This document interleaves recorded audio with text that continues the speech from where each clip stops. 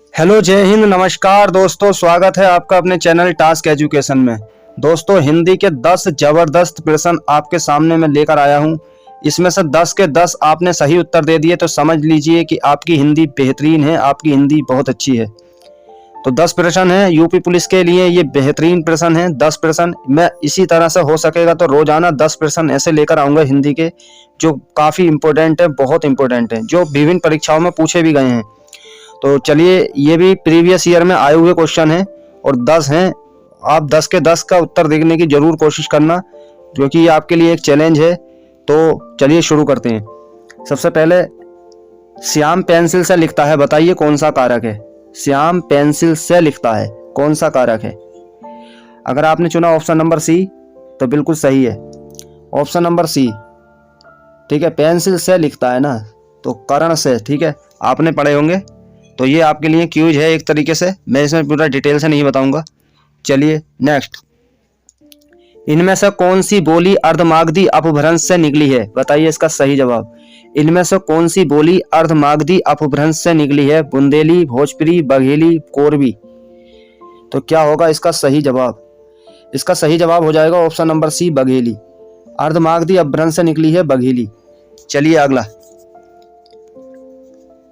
वह लड़ाई में मारा गया वाक्य में प्रयुक्त वाच्य है। इसमें वाच्य बताना है। वह लड़ाई में मारा गया, तो क्या होगा इसका सही जवाब। वह लड़ाई में मारा गया, इसका सही जवाब होगा ऑप्शन नंबर सी, कृतवाच्य।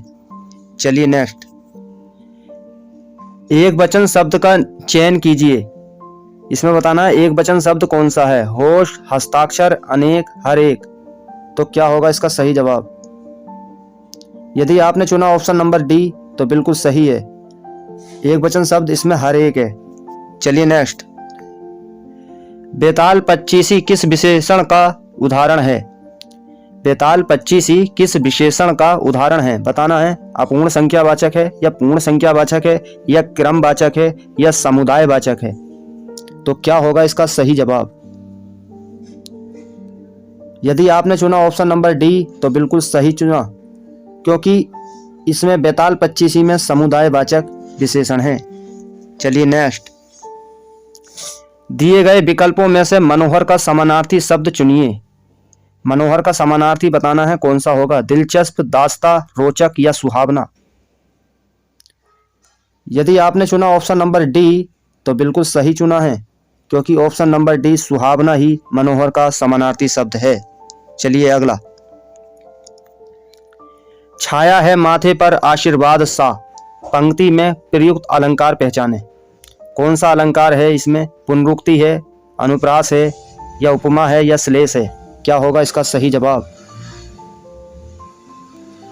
यदि आपने चुना ऑप्शन नंबर सी, उपमा, तो बिल्कुल सही है आपका जवाब। उपमा अलंकार है, इसमें सा आ गया है ना, ध्यान रखना।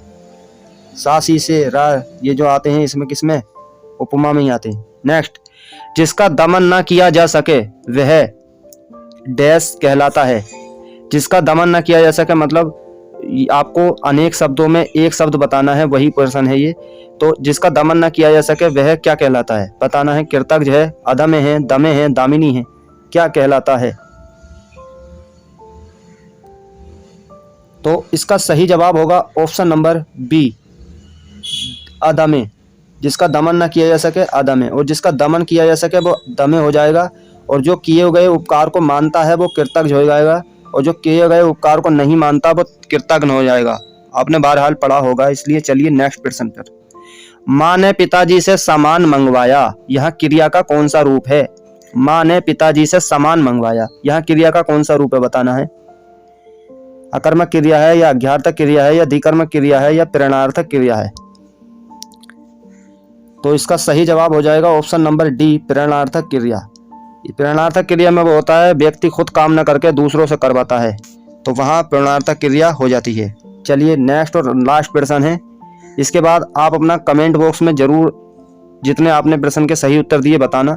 और दोस्तों, सही प्रश्न अगर 10 के 10 नहीं हुए हैं तो बिल्कुल मेहनत पर लग जाइए, क्योंकि कंपटीशन तगड़ा है यूपी पुलिस में, इसलिए आप अपनी तैयारी को धार दीजिए। निम्न में से कौन वर्णिक छंद है, तो इसमें से वर्णिक छंद बताना है। दोहा, चौपाई, सवेया या रोला। क्या होगा इसका सही जवाब। यदि आपने चुना ऑप्शन नंबर सी सवेया तो बिल्कुल सही जवाब सवेया वर्णिक छंद है। तो ये थे आज के 10 प्रश्न। उम्मीद है वीडियो पसंद आई होगी। लाइक करके चैनल को जरूर सब्सक्राइब कर लें। Thank you so much. जय हिंद, जय भारत।